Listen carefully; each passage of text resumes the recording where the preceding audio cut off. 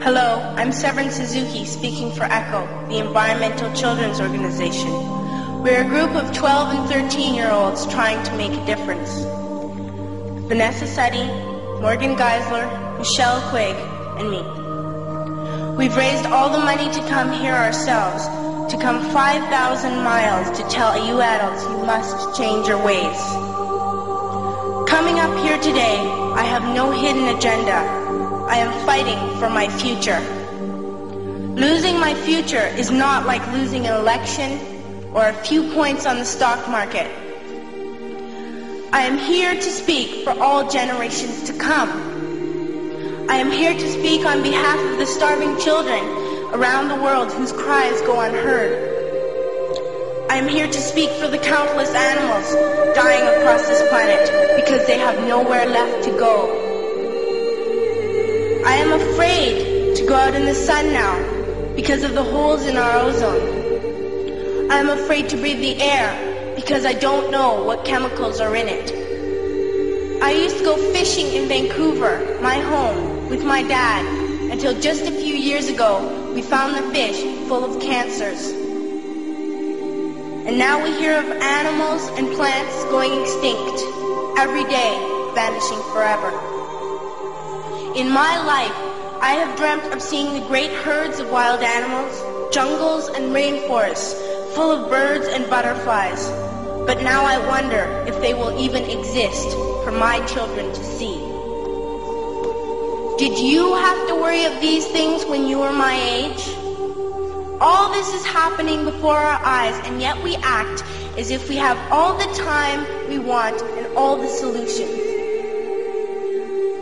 I'm only a child and I don't have all the solutions. But I want you to realize neither do you. You don't know how to fix the holes in our ozone layer. You don't know how to bring the salmon back up a dead stream. You don't know how to bring back an animal now extinct. And you can't bring back the forest that once grew where there is now a desert. If you don't know how to fix it, please stop breaking it. Here, you may be delegates of your government, business people, organizers, reporters, or politicians, but really, your mothers and fathers, sisters and brothers, aunts and uncles, and all of you are someone's child. I'm only a child, yet I know we are all part of a family, 5 billion strong, in fact, 30 million species strong. And borders and governments will never change that. I'm only a child, yet I know we are all in this together and should act as one single world towards one single goal. In my anger, I am not blind, and in my fear, I am not afraid of telling the world how I feel.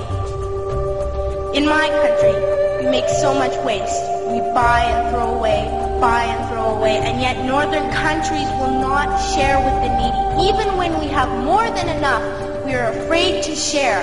We are afraid to let go of some of our wealth. In Canada, we live the privileged life, with plenty of food, water, and shelter. We have watches, bicycles, computers, and television sets. The list could go on for 2 days. 2 days ago, here in Brazil, we were shocked when we spent time with some children living on the streets. This is what one child told us.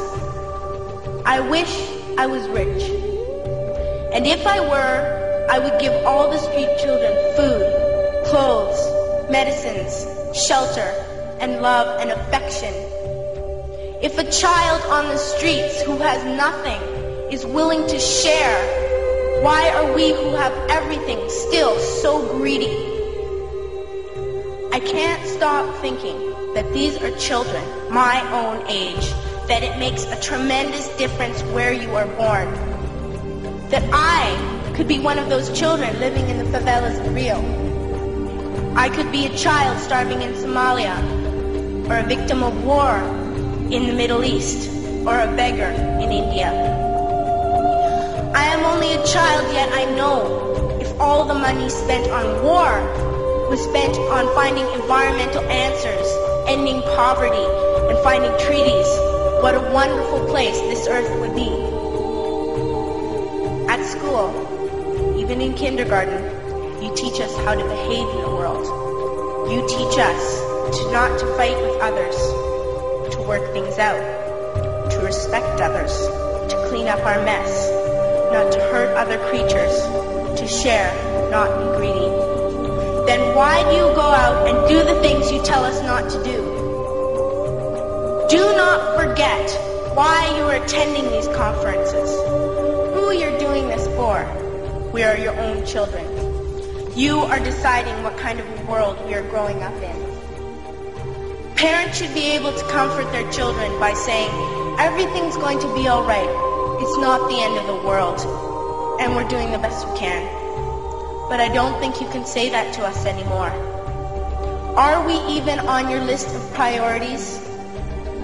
My dad always says, you are what you do, not what you say. Well, what you do makes me cry at night. You grown-ups say you love us, but I challenge you, please, make your actions reflect your words.